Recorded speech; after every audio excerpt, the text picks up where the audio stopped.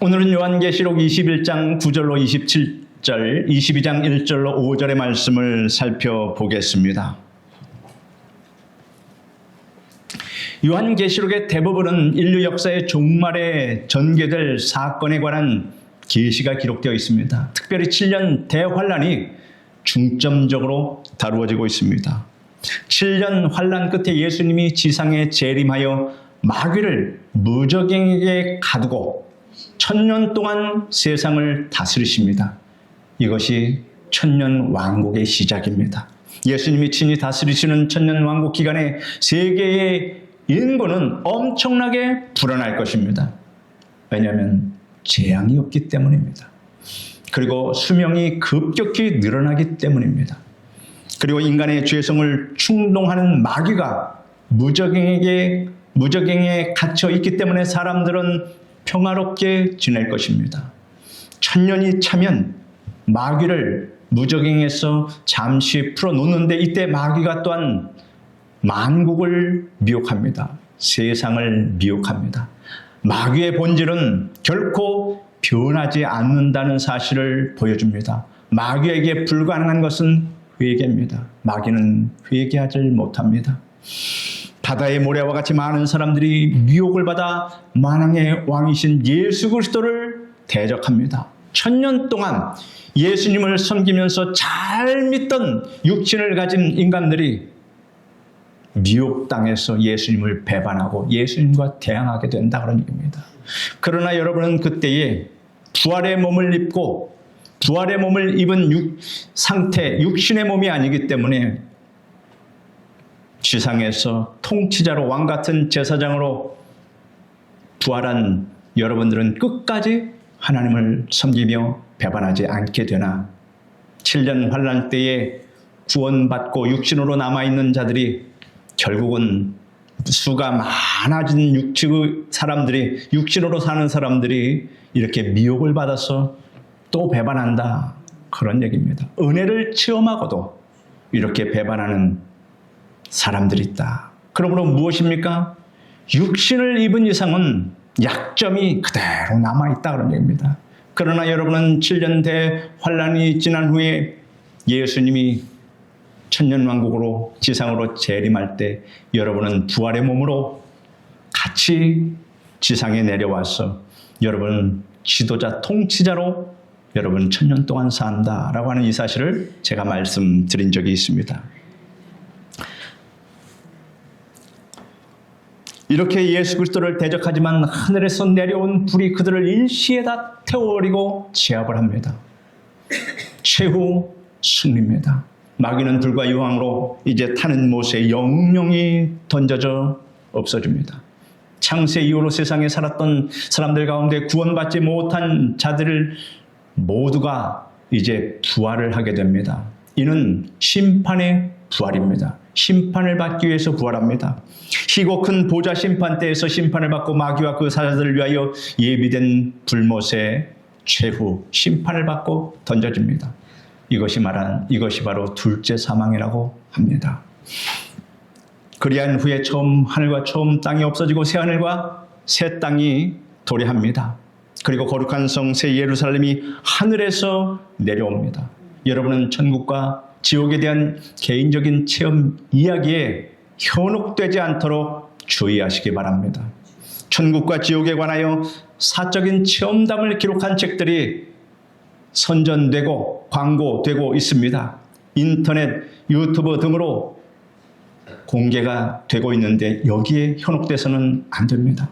천국에 대한 확신이 없었는데 그러한 종류의 글이나 말을 통하여서 비로소 천국에 대한 확신을 가지게 되었다는 신자가 혹 있다면 두 가지 문제가 있습니다. 첫째는 천국과 지옥에 관하여는 예수님께서 여러 방면으로 말씀하셨고 사도를 통해서 성경 여러 곳에 기록해 놓으셨습니다. 특히 요한계시록에는 풍성하고 자세하게 계시되어 있습니다. 성도들은 오직 성경에 기록된 말씀에 의한 믿음을 가져야 합니다. 천국과 지옥에 관한 사사로운 체험을 담은 이것을 말하는 사람의 의도가 무엇이든 실제 실제와는 부합하지 않을 수 있다 그런 얘기입니다. 개인의 체험담은 실상과는 다를 수 있다. 그러므로 그것을 믿어서는 안 됩니다. 이런 체험담에 의한 믿음을 가진 사람은 성경에 근거한 믿음이 없다는 것을 스스로 입증하는 셈이 됩니다. 그래서 환상 속에서 천국을 봤다, 밤중에 하나님의 음성을 들었다, 이런 말에 여러분 현혹되지 마시고 그런 말에는 대꾸도 하지 마십시오. 순전 자기 개인 체험에 불과한 것이지 하나님의 계시는 이미 다 완성되었기 때문에 어느 특정한 사람을 위해서 특정한 사람에게 또 계시의 말씀을 주는 법은 없다라고 하는 것입니다. 여기에서 치우치면 이단으로 발전해 나가는 것입니다. 둘째, 천국에 관하여 성경에 없는 사적인 체험담에 치우치는 사람은 사이비 이단에 미혹될 염려가 있습니다. 천국과 지옥에 관하여는 성경에 게시된 말씀 밖으로 넘어가지 말아야 합니다. 성경에 게시된 말씀만으로 천국과 지옥의 실제를 믿는데 조금도 부족함이 없다는 사실입니다.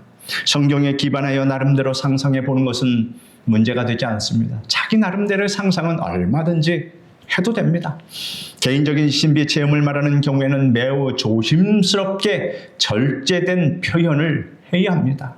내가 이런 말을 했을 때 상대방의 신앙에 치명적인 상처를 주지는 않는지 그것을 잘 배려해서 말해야 한다. 이를 위하여는 사도 바울의 체험담이 훌륭한 본보기이고 지침이 됩니다. 고린도후서 12장 1절로 6절에 보면 무익하나마 내가 부득불 자랑하노니 주의 환상과 계시를 말하리라. 내가 그리스도 안에 있는 한 사람을 아노니 그가 14년 전에 첫째 하늘에 이끌려 간 자라. 그가 몸 안에 있었는지 몸 밖에 있었는지 나는 모르거니와 하나님은 아시느니라. 내가 이런 사람을 아노니 그가 몸 안에 있었는지 몸 밖에 있었는지 나는 모르거니와 하나님은 아시느니라. 그가 낙원으로 이끌려 가서 말로 표현할 수 없는 말을 들었으니 사람이 가히 이르지 못할 말이로다. 내가 이런 사람을 위하여 자랑하겠으나 나를 위하여는 약한 것들 외에 자랑하지 아니하리라. 내가 만일 자랑하고자 하여도 어리석은 자가 되지 아니할 것은 내가 참말을 함이라. 그러나 누가 나를 보는 바와 내게 듣는 바에 지나치게 생각할까 두려워하여 그만 두노라. 이렇게 말했습니다. 사도 바울은 14년 전에 자기 경험을 아주 조심스럽게 살짝 공개하였습니다. 그리스도 안에 있는 한 사람을 안다는 표현으로 자신의 체험을 객관화시켜서 언급하는 것도 이를 잘 말해주고 있습니다. 성령께서 바울에게 보고 들은 대로 기록하라고 지시했다면 바울은 보고 들은 대로 성경에 기록해 놓았을 것입니다. 하지만 그런 지시가 없었기 때문에 자세한 묘사를 하는 것을 절제하면서 혹시 내 자랑이 될까? 누가 지나치게 생각할까?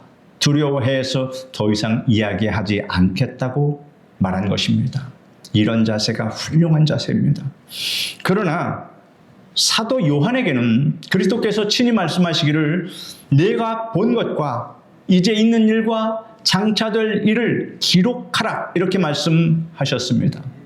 이러한 명령대로 요한이 이렇게 기록한 책이 바로 우리가 살펴보고 있는 요한계시록입니다. 새하늘과 새 땅, 새 예루살렘에 관한 기록도 여기에 다 포함됩니다. 9절과 10절 말씀을 같이 읽겠습니다. 7 대접을 가지고 마지막 7 재앙을 담은 7 천사 중 하나가 나와서 내게 말하여 이르되 이리 오라.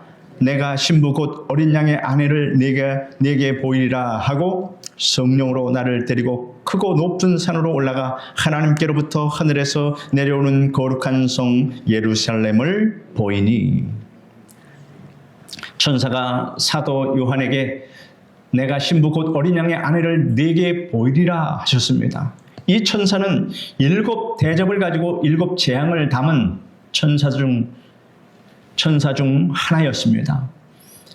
계시록 17장 1절에 보면 또 7 대접을 가진 7 천사 중 하나가 와서 내게 말하여 이르되 이리로 오라. 많은 물 위에 앉은 큰 음녀가 받을 심판을 내게 보이리라. 이렇게 말한 그 천사라고 하는 것입니다. 천사가 요한을 데리고 크고 높은 산으로 올라갔습니다. 그런데 성경은 성령으로 나를 데리고 성령으로 나를 데리고 라는 이 설명이 삽입되어 있습니다. 이는 요한이 환상을 본 방식을 설명한 것입니다. 요한이 육신으로 크고 높은 산에 올라간 것이 아니라 성령의 압도적인 영감에 의한 환상 체험을 한 것입니다. 신부 곧 어린 양의 아내를 하나님께로부터 하늘에서 내려오는 거룩한 성 예루살렘으로 지칭하고 있습니다. 거룩한 성 예루살렘은 그리스도께서 예비하신 처소이며 성도들이 영원히 거할 곳입니다.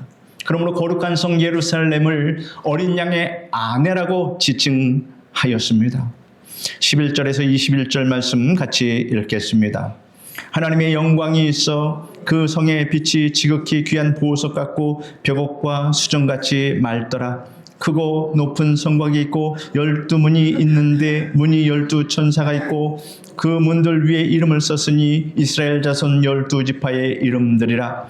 동쪽에 세 문, 북쪽에 세 문, 남쪽에 세 문, 서쪽에 세 문이니 그 성의 성곽에는 12기초석이 있고 그 위에는 어린 양의 12사도의 12 이름이 있더라. 내게 말하는 자가 그 성과 그 문들과 성곽을 측량하려고 금 갈대 자를 가졌더라. 그 성은 네모 반듯하여 길이와 너비가 같은지라. 그 갈대자로 그 성을 측량하니 12,000 스타디온이요 길이와 너비와 높이가 같더라. 그 성곽을 측량함에 144 규빗이니 사람의 측량 곧 천사의 측량이라.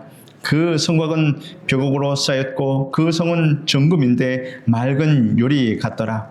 그 성의 성곽의 기초석은 각색 보석으로 꾸몄는데 첫째 기초석은 벽옥이요 둘째는 남보석이요 셋째는 옥수요 넷째는 녹보석이요 다섯째는 흑마노요 여섯째는 홍보석이요 일곱째는 황옥이요 여덟째는 녹옥이요 아홉째는 다망옥이요 열째는 비치옥이요 열한째는 청옥이요 열두째는 자수정이라.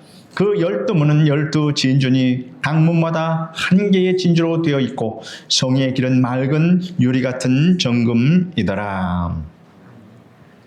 12문에는 이스라엘 12지파의 이름이 있고 12기초석에는 12사도의 이름이 있다고 하였습니다.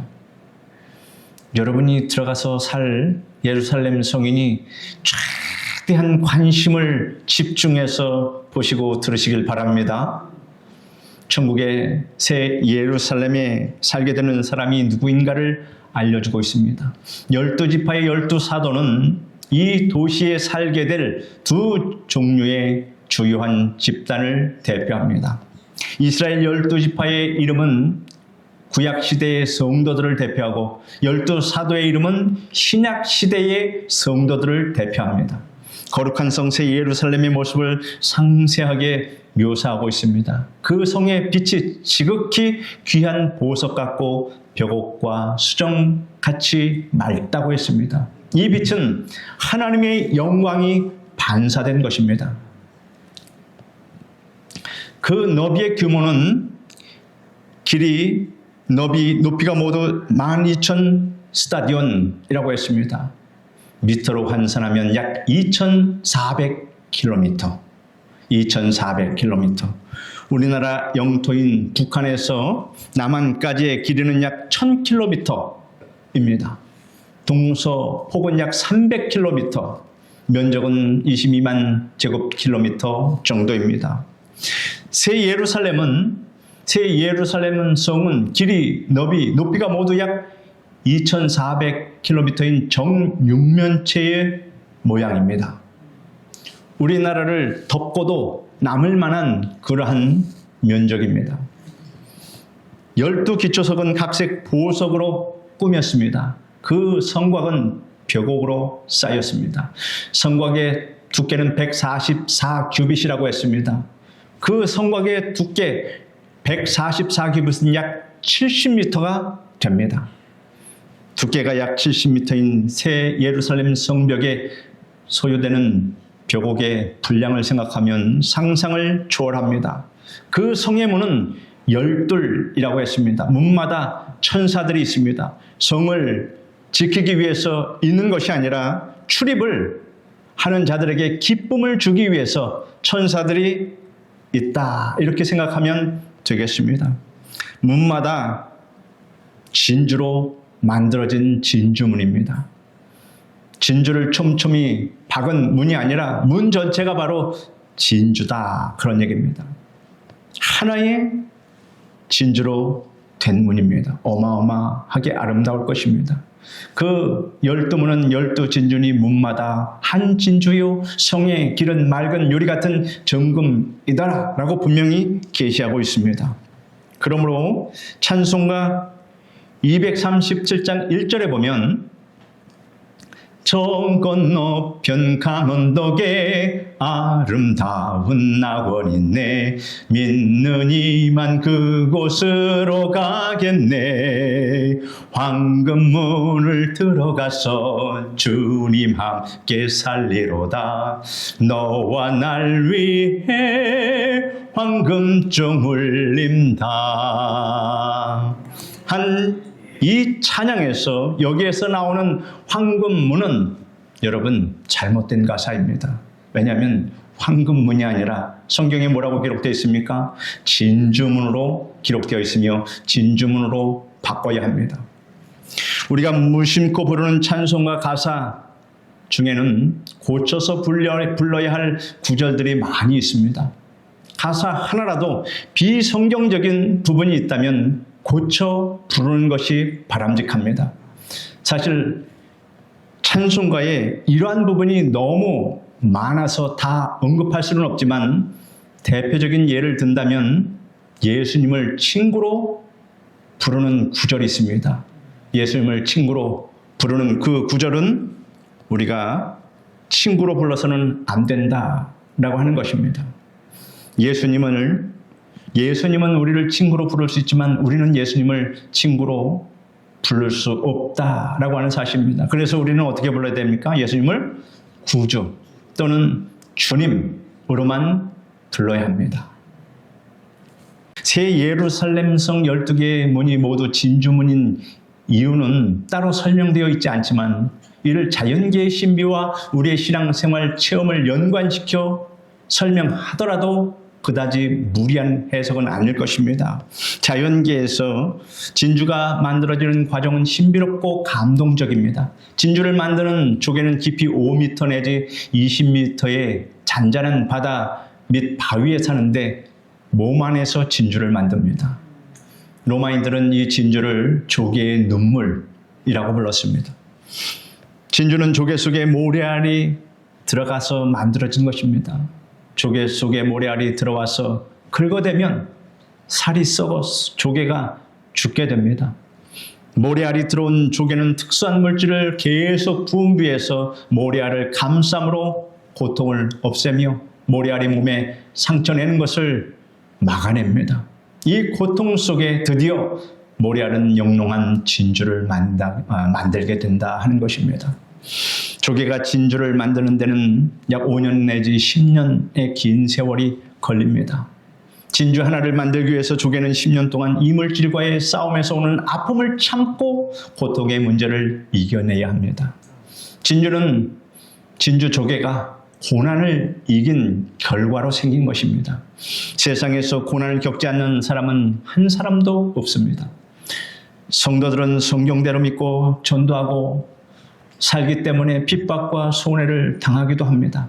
그러나 성령과 말씀에 의하여 믿음과 소망과 사랑으로 고난을 견디며 변화시키며 지금 여러분들이 살아가고 있습니다. 새 예루살렘 성은 세상에 사는 동안 온갖 고난을 그리스도 안에서 견디고 이기는 성도들을 위해서 예비된 처소입니다. 그러므로 진주문을 통해서 성 안으로 들어가는 것은 은혜롭고 감동적이며 의미심장하다라고 말할 수 있습니다. 여러분 진주문에 들어갈 때 이 설교를 꼭 기억하시길 바랍니다. 성문들은 항상 열려 있습니다. 새하늘과 새 땅 새 예루살렘에는 악한 자가 없습니다. 마귀는 불못에 던져졌기 때문에 성중에 들어와 해칠 자가 없습니다. 성문은 동서남북에 각각 3개씩 있으므로 모두 12문이 있습니다. 이 같은 문의 배치에 대해 상징적인 해석이 있습니다. 실제로 상징적인 해석과 같은 이유로 배치된 것은 아니겠지만 흥미롭고 위로가 되는 해석입니다. 동쪽은 해가 뜨는 곳이며 하루가 시작되는 곳입니다. 동쪽 문들은 어려서부터 또는 젊을 때부터 일생 동안 주님을 섬긴 사람들이 들어가는 곳입니다. 여러분은 어느 문에 들어갈 수 있는지 한번 생각해 보십시오. 서쪽은 해가 지는 곳이며 하루가 저무는 곳입니다. 서쪽 문들은 인생의 황혼기에 주님을 믿게 된 사람들이 들어가는 곳입니다. 북쪽은 냉기가 있는 추운 곳입니다. 북쪽 문들은 마음보다는 머리를 통해 이성을 통해서 신앙을 갖게 된 사람들이 들어가는 곳입니다. 깊이 사색하고 이론적인 성격의 사람들로서 마치 도마와 같은 그러한 사람들이 들어가는 곳이다 생각할 수 있습니다. 남쪽은 따뜻하고 온화한 곳입니다. 남쪽 문은 이론보다는 감성에 의해서 움직이는 사람들이 들어가는 곳입니다. 베드로 같은 사람들이라고 할 수 있습니다. 어찌됐건 동쪽이든 서쪽이든 북쪽이든 남쪽이든 들어가면 됩니다. 여러분이 어느 문으로 들어갈지는 모르겠지만 어쨌든 들어가면 됩니다. 여러분 모두가 다 들어가시기를 축원합니다. 성경의 길은 맑은, 성의 길은, 예루살렘 성의 길은 맑은 유리 같은 정금이라고 했습니다. 맑은 유리 같다라는 설명은 순수함과 정금이 발하는 빛을 함께 형용하는 것으로 보입니다. 22절과 23절의 말씀을 같이 읽겠습니다. 성 안에서 내가 성전을 보지 못하였으니 이는 주 하나님 곧 전능하신 이와 및 어린 양이 그 성전이심이라. 그 성은 해나 달의 비침이 쓸데없으니 이는 하나님의 영광이 비치고 어린 양이 그 등불이 되심이라. 하나님과 어린 양으로 형용된 예수님은 일체이십니다. 해나 달의 비침이 쓸데없고 등불이 필요 없다고 하였습니다. 왜일까요? 하나님의 영광이 비치고 어린 양이 그 등이 되시기 때문입니다. 자연의 빛은 해로운 것도 많이 있습니다. 하나님의 영광의 빛은 자연의 어떤 빛으로도 비교할 수 없습니다. 치료의 광선입니다. 24절에서 27절까지 같이 읽겠습니다. 만국이 그 빛 가운데로 다니고 땅의 왕들이 자기 영광을 가지고 그리로 들어가리라. 낮에 성문들을 도무지 닫지 아니하리니 거기에는 밤이 없음이라. 사람들이 만국의 영광과 존귀를 가지고 그리로 들어가겠고 무엇이든지 속된 것이나 가증한 일 또는 거짓말하는 자는 결코 그리로 들어가지 못하되 오직 어린 양의 생명책에 기록된 자들만 들어가리라. 만국이란 새하늘과 새 땅 그리고 새 예루살렘에 거하는 성도들을 말합니다. 땅의 왕들이란 천년 왕국에서 배당된 지역을 다스렸던 부활한 성도들을 말합니다. 그들이 누렸고 그들이 그 영광을 가지고 누렸던 그 영광을 가지고 새 예루살렘 성에 그대로 들어오게 된다 하는 것입니다. 세상 나라의 왕들과 달라서 다스리는 백성이 있든 없든 그 신분과 지위는 왕입니다. 여러분, 여기에서 은혜를 받아야 합니다. 무슨 말이냐면 여러분이 왕이라 하는 것을 성경은 오늘 말씀하고 있습니다. 세상에서는 이름도 없고 빛도 없이 이렇게 살아가는 것 같지만 천년 왕국에서는 바로 여러분들이 왕으로 통치하게 되고 새 예루살렘에 들어갈 때는 왕의 신분으로 들어가게 돼서 그 천국에서도 왕의 지위를 끝까지 유지한다. 그 말씀입니다. 이 천국에 들어가서 무엇을 할까요? 그것은 마음대로 상상하십시오. 이 광활한 우주를 다스리는 어떠한 역할을 하지 않겠습니까? 그러므로 왕이 다스리게 됩니다. 여러분은 다 왕 같은 제사장으로 하나님께서 택함을 주셨다라고 하는 이 사실을 알고 왕 같은 그런 지위를 얻고 천국에서 살아간다 생각하시면 얼마나 기쁩니까? 이 땅에서 왕이 되려고 하지 마십시오. 천국에서 왕이 되십시오. 그것이 진정한 왕입니다. 하나님께서 여러분을 왕으로 부르셨습니다. 베드로전서 2장 9절에 다 같이 읽어봅시다. 오직 너희는 택하신 족속이요 왕같은 제사장들이요 거룩한 나라요 그의 소유된 백성이니 하였습니다. 거기는 밤이 없습니다. 부활한 몸을 가진 성도들은 피곤이 전혀 없습니다. 피곤을 해소할 잠이 필요 없다라고 하는 것입니다. 그 성에는 어린 양의 생명책에 기록된 자들 외에는 어떠한 사람도 들어갈 수 없습니다. 생명책에 이름이 없는 사람들은 모두 불과 유황으로 타는 못에 떨어집니다. 22장 1절과 2절의 말씀을 같이 읽겠습니다. 또 그가 수정같이 맑은 생명수의 강을 내게 보이니 하나님과 및 어린 양의 보호자로부터 나왔어 길 가운데로 흐르더라. 강 좌우에 생명나무가 있어 12가지 열매를 열매를 맺되 달마다 그 열매를 맺고 그 나무 잎사귀들은 만국을 치료하기 위하여 있더라. 생명수강과 생명나무가 있습니다. 12가지 과일을 맺습니다.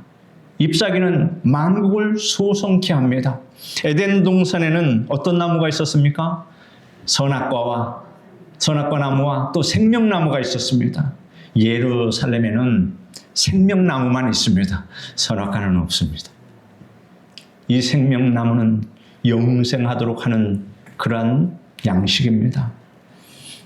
도둑이 온 것은 도둑질하고 죽이고 멸망시키려는 것뿐이요 내가 온 것은 양으로 생명을 얻게 하고 더 풍성히 얻게 하려 하는 것이라 하신 예수님의 말씀이 실감이 납니다. 우리는 천국에 가면 생명을 얻고 더 풍성하게 얻게 됩니다. 22장 3절에서 5절까지 같이 읽겠습니다. 다시 저주가 없으며 하나님과 그 어린 양의 보호자가 그 가운데 있으리니 그의 종들이 그를 섬기며 그의 얼굴을 볼 터이요 그의 이름도 그들의 이마에 있으리라. 다시 밤이 없겠고 등불과 햇빛이 쓸데없으니 이는 주 하나님이 그들에게 빛이심이라. 그들이 세세토록 왕노릇하리로다. 구약 성경에 보면 하나님은 지상의 성전, 여러분 출애굽기에서 배우셨죠. 지성소에 임재하셨습니다. 그러나 새 예루살렘 성은 성 전체가 하나님의 임재의 빛으로 충만한 곳이므로 따로 성전이 없습니다. 그 모든 것이 다 성전입니다. 다시 저주가 없습니다. 행복만 있는 곳입니다. 그리스도의 종인 성도들의 이마에 하나님의 이름이 새겨져 있습니다. 성도의 생각과 인격 속에는 하나님에 대한 감사와 경외심으로 가득 차 있다 하는 것입니다. 얼마나 우리가 하나님을 사랑하고 경외심을 가지고 우리 하나님을 눈으로 보겠습니까? 성도들이 하나님을 섬기며 하나님의 얼굴을 보게 된다. 여러분 너무 보고 싶지 않습니까? 하나님이 얼마나 아름다운 분이시고 얼마나 장엄하신 분인지 또 어떻게 생기셨는지 궁금합니다. 모세에게도 허락하지 않았던 하나님과의 대면이 가능하게 된다 하는 것입니다. 얼마나 기쁘고 영광스럽고 행복한 것인가는 지금으로서는 잘 상상은 되지 않습니다. 성도들은 세세토록 왕적인 신분과 지위를 가지고 살아갑니다. 성도 여러분, 제 말을 따라 말해 보십시오. 나는 세세토록 왕노릇하게 된 사람이다. 아멘. 실감이 안 나도 기다려 보십시오. 새 예루살렘에 들어갈 그 날은 지금 세상 돌아가는 거 보면 그리 멀지 않았습니다. 세세토록 왕노릇하는 것이 어떠한 것인지 이제 실감나게 체험하게 될 것입니다. 그때 여러분의 입에는 웃음이 가득하고 여러분의 귀에는 즐거운 찬양이 넘쳐나게 들릴 것입니다. 따라 말씀해 보십시오. 주 예수 그리스도의 하나님께서 나를 위하여 대사를 행하셨습니다. 아멘. 장차 주님의 영광에 참여할 때 여러분 모두 이렇게 외치는 성도 가운데 계시기를 축원합니다. 기도하겠습니다. 거룩하신 하나님 감사합니다. 장차 우리가 받을 영광이 얼마나 참으로 흥분되고 참으로 감격스럽고, 하나님 그러한 것을 성경에 이렇게 예언해 주셨으니 이 예언의 말씀은 우리가 반드시 체험할 말씀인 것을 감사드립니다. 그러므로 우리가 사는 날까지, 육신의 몸을 입는 날까지 우리의 목숨을 다해서 하나님을 사랑하고 경외하며 의지하며 살아가는 우리 성도들의 믿음이 되게 도와주시옵소서. 예수님의 이름으로 기도드립니다. 아멘.